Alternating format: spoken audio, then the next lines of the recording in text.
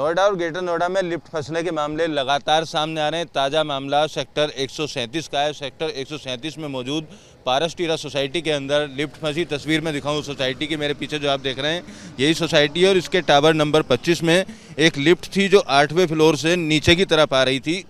तभी अचानक तकनीकी खराबी के चलते लिफ्ट ऊपर की तरफ चली गई और ऊपर जाकर जो 25वां फ्लोर है वहाँ पर दीवार से जाकर टकराई, जो छत थी उससे जाकर टकराई। जिस वक्त ये हादसा हुआ उस वक्त लिफ्ट के अंदर इस सोसाइटी में रहने वाले एक रेजिडेंस और 2 डिलीवरी बॉय मौजूद थे।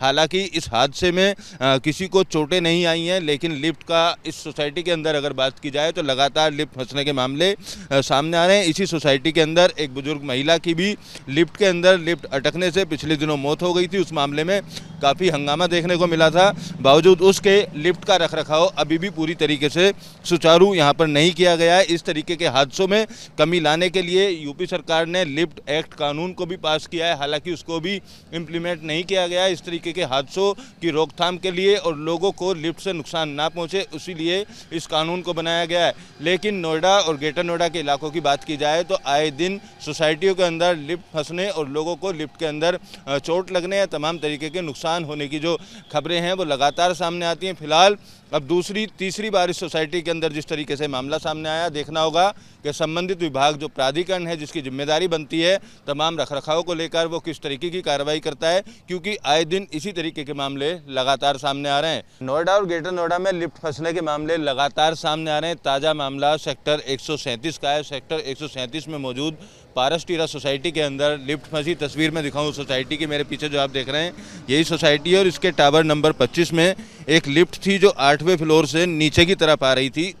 तभी अचानक तकनीकी खराबी के चलते लिफ्ट ऊपर की तरफ चली गई और ऊपर जाकर जो 25वां फ्लोर है वहाँ पर दीवार से जाकर टकराई, जो छत थी उससे जाकर टकराई। जिस वक्त ये हादसा हुआ उस वक्त लिफ्ट के अंदर इस सोसाइटी में रहने वाले एक रेजिडेंस और 2 डिलीवरी बॉय मौजूद थे। हालांकि इस हादसे में किसी को चोटें नहीं आई हैं, लेकिन लिफ्ट का इस सोसाइटी के अंदर अगर बात की जाए तो लगातार लिफ्ट फंसने के मामले सामने आ रहे हैं। इसी सोसाइटी के अंदर एक बुजुर्ग महिला की भी लिफ्ट के अंदर लिफ्ट अटकने से पिछले दिनों मौत हो गई थी। उस मामले में काफ़ी हंगामा देखने को मिला था।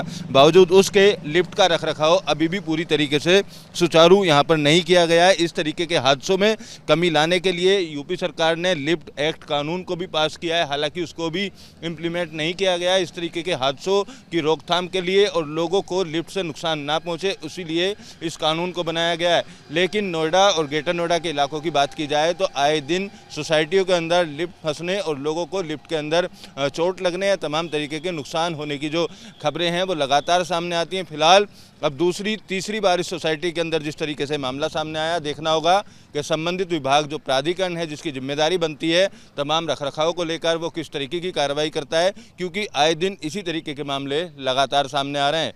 वीडियो जर्नलिस्ट विपिन कुमार के साथ अमित चौधरी, न्यूज़ स्टेट नोएडा।